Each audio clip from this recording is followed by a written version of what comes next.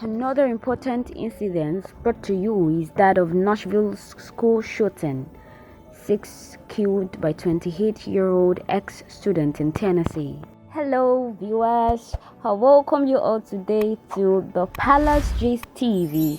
It is a network where we bring you amazing and exciting top stories revolving around news, entertainment, and opportunities globally. Are you thinking of getting stories that are amusing and exciting? Then this channel is just right for you. You're also going to get a lot of your favorite celebrities just here. So do well to hit the subscribe button and the bell icon to get top and timely stories from us to you. Now, let's get to what we have for you today.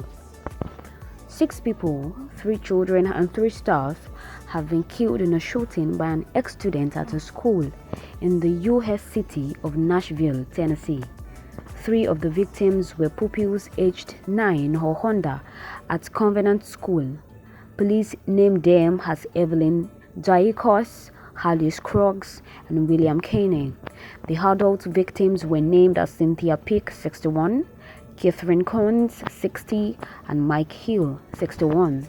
The private school has about 200 students. It teaches pupils from the 3 years old up to around 12.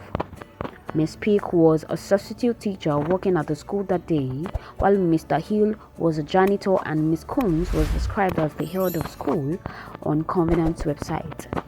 Police said the suspect was 28-year-old Audrey Hill, who identified as transgender. Hill was armed with 3 guns, including a semi-automatic rifle, and was shot dead by police.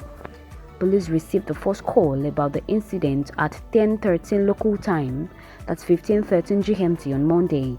The suspect drove to the school in a Honda Fit and got in by firing through one of the school doors, which were all locked. Video later released by Nashville police show Hill using a gun to gain entry by shattering glass panes on the front doors, then wandering the school's deserted corridors, at one point walking past a room labeled Children's Ministry.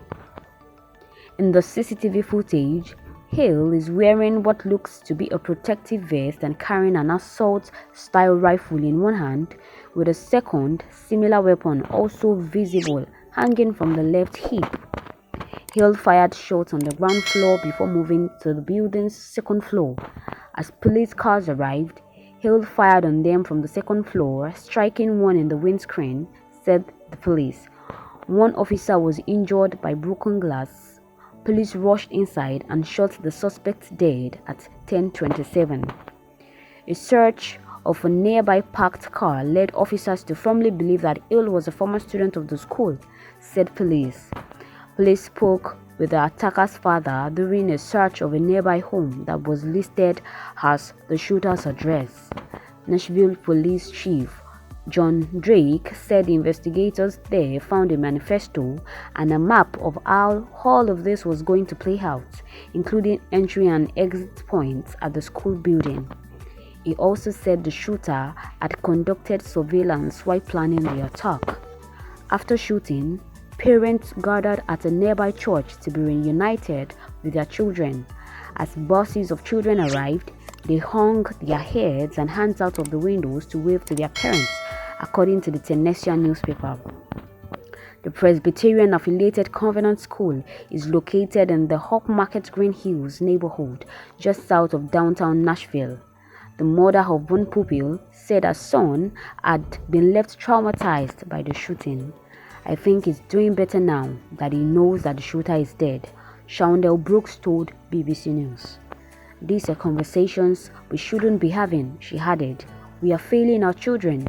The killer shot through a locked side door to break inside. By nightfall on Monday, the entrance to Covenant looked like that of any other church that has a school, except for the growing memorial and police presence.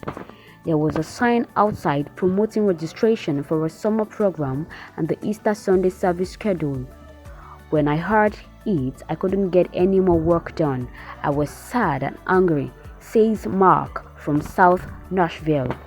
Bringing flowers is my way of paying respect to the lives lost. Mark and Barbara at the church. In a statement, Nashville Mayor John Cooper said the city had joined the dreaded long list of communities to experience a school shooting. President Joe Biden called the shooting a family's worst nightmare. "We have to do more to stop gun violence," he said, once again calling on Congress to pass gun control laws. "It is ripping our communities apart and ripping at the very soul of the nation."